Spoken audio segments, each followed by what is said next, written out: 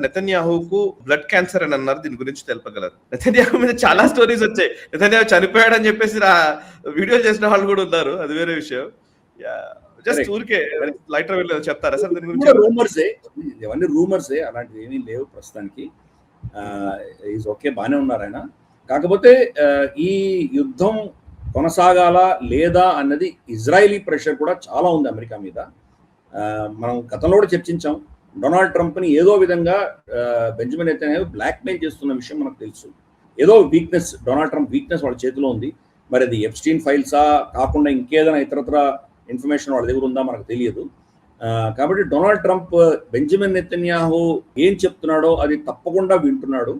కాబట్టి ఈ యుద్ధం ముందుకు వెళ్తుందా లేదా అనేది బెంజమిన్ నెతన్యాహు చేతిలోనే ఉంది. అది కానీ మనకు వస్తున్న రిపోర్ట్స్ ప్రకారం అతనికి అటువంటి ఏమీ ఆరోగ్య సమస్యలు ఏమీ లేవు.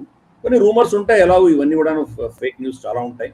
గతంలో కూడా మనం చూసాం, అతను కాఫీ మగ్గు పట్టుకొని ఉంటే కనుక వేళ్లలో తేడా ఉందని, ఇంకేదో తేడా ఉందని, ఇటువంటివన్నీ కూడా ఆర్టిఫిషియల్ ఇంటెలిజెన్స్తో జనరేట్ చేసిందని, చనిపోయాడని, ఆ ఇంటి మీద బాంబులు పడ్డాయని చాలా కథనాలు వచ్చాయి. సో అందుకని ఫేక్ న్యూస్ మనం పెద్దగా పట్టించుకోవాల్సిన అవసరం లేదు. ఒక్క క్వశ్చన్ ఉంది సార్, ఒకరు అడిగారు, జానకి రామ్ టీ.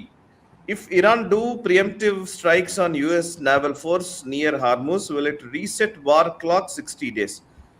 ఓకే, ఇది యాక్చువల్లీ నేను అంటే ఒక ప్రశ్న దీనికి కొంచెం యాడ్ చేస్తాను సార్. హార్మూజ్ బ్లాకేడ్ అనేది ఓవైపు ఇరాన్ కి అడ్వాంటేజియస్ పొజిషన్ ని కల్పించింది. హార్మూజ్ ని ఆపడం అని దిగ్బంధించడంలో ఇరాన్ సక్సెస్ అయింది. దీంతో అమెరికా కూడా ఏమీ చేయలేని అక్కడ ఉన్నటువంటి జాగ్రఫికల్ అడ్వాంటేజ్ ని ఇరాన్ తీసుకుంది. ఇప్పుడు హార్మూజ్ ని మేము ఇరాన్ కి సంబంధించిన వెజల్స్ అన్నిటిని మేము ఆపేస్తామని యుఎస్ బ్లాకేడ్ మొదలు పెట్టింది. US air craft carrier Abraham Lincoln లేకపోతే వాళ్ళ వార్ షిప్స్ వీటితోటి బ్లాక్ చేయడము. కొన్ని షిప్స్ ని ఆల్రెడీ అదుపులోకి తీసుకున్నారు. 36 షిప్స్ వరకు, వెజల్స్ వరకు అదుపులోకి తీసుకున్నారని మొన్న వచ్చిన కథనం ఒకటి. వాట్ ఎవర్, బట్ ఇరాన్ సంబంధించిన షిప్స్ బయటకు పోయేది, లోపలికి వచ్చే వాటిని ఆపే ప్రయత్నం అమెరికా చేస్తున్న నేపథ్యంలో ఇరాన్ ఇంకా నష్టపోతోంది. ఇప్పుడు అది డిసడ్వాంటేజియస్ పొజిషన్ లోకి వచ్చింది అని కూడా కొన్ని కథనాలు వస్తున్నాయి. ఒకసారి మీరు ఏం చెప్తారు? ఇరాన్ అబ్బాస్ అరాగ్జీ ఎవరైతే ఫారెన్ మినిస్టర్ ఉన్నా ఆయన రష్యా అధినేత పుతిన్ ని కలవడం ఎలా చూడాలి? వీటికి సంబంధించి నేను కూడా ఒక స్టోరీ ఏదో చేశాను సార్. యాక్చువల్లీ కాస్పియన్ సీ ద్వారా రష్యాకు ఉన్నటువంటి ట్రేడ్ వాటి మీద కూడా ఒక వీడియో చేశాను ఇంతకు ముందు నేను. But I want your analysis sir. ఎలా ఉంటది ఇప్పుడు జరుగుతున్నటువంటి పరిణామాల మీద? హార్మూజ్ బ్లాకేడ్ వల్ల, అమెరికా చేస్తున్న బ్లాకేడ్ వల్ల ఇరాన్ నష్టపోవట్లేదా, నష్టపోతుందా? అండ్ ఇప్పుడు ఈయన అడిగిన ప్రశ్న, ఒకవేళ స్ట్రైక్స్ ఇరాన్ చేయగలుగుతుందా, చేస్తే మళ్ళీ ఇందాక మనం అన్నాం కదా 60 days టెన్యూర్ అని, ఆ 60 day టెన్యూర్ ని ఇరానే తీసేయగలదా అనేది వారి ప్రశ్న.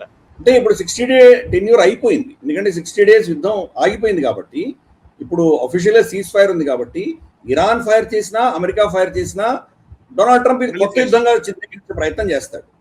పైపెచ్చు ఇరాన్ ఫైర్ చేసిందంటే అది డొనాల్డ్ ట్రంప్ కి చాలా అడ్వాంటేజ్. నేను యుద్ధం స్టార్ట్ చేయలేదు, వాళ్ళు చేశారు కాబట్టి నేను కొట్టాను అని చెప్పుకుంటాడు. ఆ అడ్వాంటేజ్ ఇరాన్ అమెరికాకి ఇవ్వదు.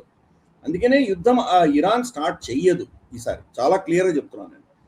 ఇరాన్ ఏంటంటే కానీ డిప్లొమాటిక్ గా చాలా స్కిల్ఫుల్ గా చాలా అద్భుతంగా వాళ్ళు దీన్ని ముందుకు తీసుకెళ్తున్నారు. అఫ్ కోర్స్ నేనేం ఇరాన్ రెజీమ్ ఫేవరెట్ ఏం కాదు, వాళ్ళ ఫ్యాన్ ఏం కాదు నేను. ఇరాన్ రెజీమ్ ఒక పాశవిక రెజీమ్. అది వాళ్ళ మహిళలను ఎలా చిత్రహింసలు పెట్టారో మనం చూసాము, ఎంత మత ఛాందసం ఉందో మనం చూసాము.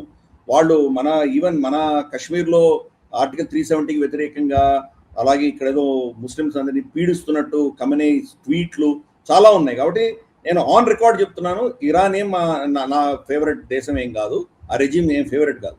కానీ యాజ్ అన్ అనలిస్ట్ నేను చెప్తున్నది ఏంటంటే డిప్లొమసీలో వాళ్ళు అమెరికాకి చాలా 5-6 మెట్లు ముందర ఉన్నారు. వాళ్ళు చాలా అద్భుతమైనటువంటి ఒక సోఫిస్టికేటెడ్ డిప్లొమసీ వాళ్ళు వాడుతున్నారు.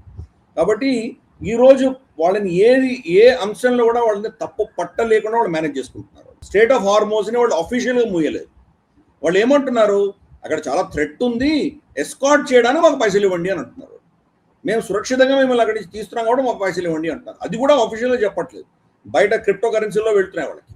ఐ థింక్ క్రిప్టో కరెన్సీకి సంబంధించి కూడా మనం అంటే ఒకటి ఉంది, అది తర్వాత మేబీ ఒక సపరేట్ వీడియో చేయొచ్చు దానికి.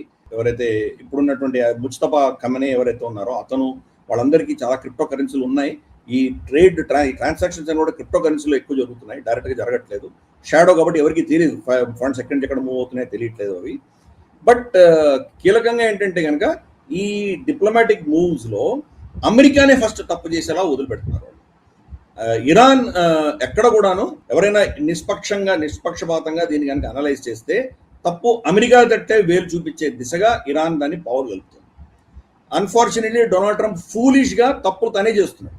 ఎందుకంటే అహంకారం, మమ్మల్ని ఎవరు ఏమి చేయలేరు అన్నటువంటి ఒక ధీమా. అతను అమెరికా ఏం చేస్తుందో దాన్ని పుష్ బ్యాక్ రావట్లేదు. ఇరాన్ తప్ప ఇంక ఏ దేశం కూడా అమెరికాని ప్రశ్నించట్లేదు. అంటే ఏదో మాటల్లో మాట్లాడచ్చు, కానీ అమెరికా మీద ఆంక్షలు విధించడమో అమెరికాకు వ్యతిరేకంగా ఏదైనా చర్యలు తీసుకోవడమో ఎవరు చేయట్లేదు. కాబట్టి నా ఇష్టానుసారం చేస్తానన్న ఒక అహంకారంతో చేస్తున్నాడు డొనాల్డ్ ట్రంప్. ఇరాన్ అలా కాదు, చాలా సోఫిస్టికేటెడ్ డిప్లొమసీ వాళ్ళు చేస్తున్నారు. ఆ ఛాన్స్ అమెరికాకి ఇవ్వరు. నువ్వు అడిగిన రెండో ప్రశ్న, మనకు ఆయన రష్యాకి వెళ్ళడము, రష్యానే కాదు ఖతార్ కూడా వెళ్ళొచ్చాడు ఆయన. ఎందుకంటే ఖతార్ బాగా దెబ్బతినింది ఇరాన్ దాడుల్లో. యుఏఈ, ఖతారు, సౌదీ అరేబియా, కువైట్ ఇవన్నీ కూడా దెబ్బలు తిన్నాయి. ఈవెన్ ఒమాన్ మీద కూడా వదిలిపెట్టలేదు, ఇప్పుడు ఒమాన్ మీద కూడా దాడులు చేశారు.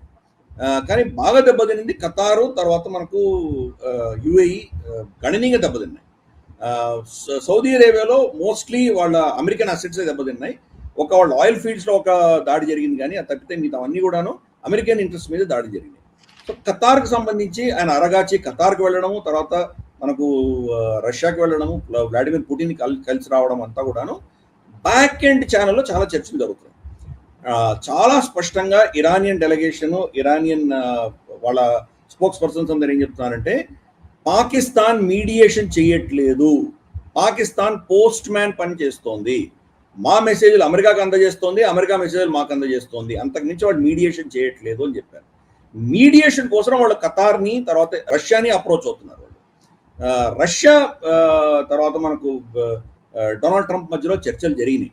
దాంట్లో అతను వ్లాడిమిర్ పుటిన్ చాలా స్పష్టంగా చెప్పాడు, ఇది నీకు it will not go good for you, చాలా తేడాలు ఉంటాయి, యుద్ధం మనకి కొనసాగిస్తే చాలా పరిణామాలు చాలా తీవ్రంగా ఉంటాయని వ్లాడిమిర్ పుటిన్ డొనాల్డ్ ట్రంప్కి వార్నింగ్ ఇచ్చాడు.